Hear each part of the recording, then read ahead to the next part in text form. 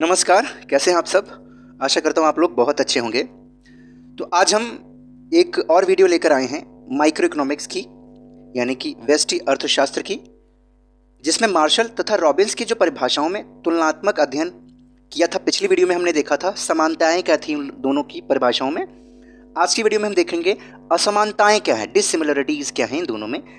ठीक है, सबसे पहले अगर मार्शल और रॉबिन्स की परिभाषाओं के बीच अगर हम असमानता देखते हैं तो वो आती है वर्ग भेद के रूप में। जी, मार्शल जी की जो परिभाषा है वो कैसी है, वो क्लासिफिकेटरी है, मतलब वर्गीकरणी है, वर्ग कारणी है। इसका मतलब क्या हुआ, मार्शल ने अर्थशास्त्र की परिभाषा में मनुष्य की क्रियाओं को आर्थिक और अनार्थिक, साधारण और असाधारण भागों में विभाजित किया था।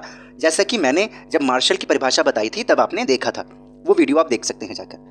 लेकिन रॉबिन्स ने इस जगह पर एनालिटिकल परिभाषा दी, मतलब क्लासिफिकेटरी परिभाषा नहीं दी, विश्लेषणात्मक परिभाषा दी। इस बात को आप समझिए। किसने, रॉबिन्स ने अर्थशास्त्र में व्यक्ति सामाजिक हो या एकांतवासी हो, साधारण हो या फिर असाधारण हो, कि प्रत्येक क्रिया को शामिल किया है और इसका अध्ययन चुनाव पहलू की दृष्टि से होता है। आप जानते हैं चुनाव पहलू रॉबिन्स की परिभाषा का हम कह सकते हैं केंद्र बिंदु है। ठीक है, इसलिए दुर्लभता संबंधी परिभाषा रॉबिन्स की परिभाषा कैसी मानी जाती है, दुर्लभता संबंधी परिभाषा मानी जाती है। दूसरा डिफरेंस है सरलता।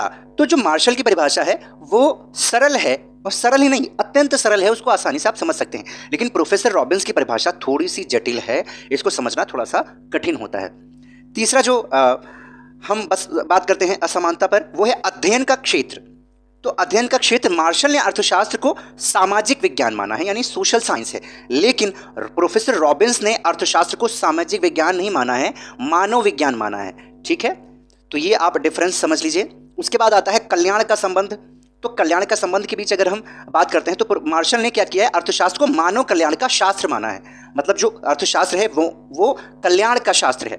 उनके अनुसार अर्थशास्त्र का अंतिम लक्ष्य मानव कल्याण में वृद्धि करना है, सोशल वेलफेयर में, ह्यूमन काइंड का जो वेलफेयर है उसमें वृद्धि करना है।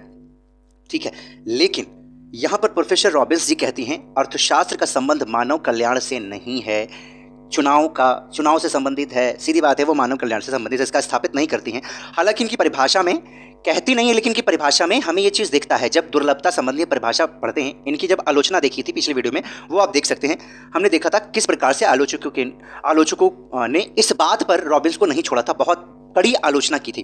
क्योंकि जो इन्होंने कहा था, दरअसल मानव कल्याण संबंधी इन्होंने परिभाषा में कहा, लेकिन वास्तविक जीवन में इन्होंने कहा कि मतलब हम मानव कल्याण से संबंधित बात नहीं करते हैं, सीधी बात है। उसके बाद है विज्ञान और कला। तो आप ये समझ लीजिए, जो मार्शल की परिभाषा है उन्होंने विज्ञान और कला दोनों ही माना है, और उन्होंने कहा है कि अर्थशास्त्र का अध्ययन व्हाट इज के साथ साथ व्हाट ऑट टू बी का भी अध्ययन किया जाना चाहिए।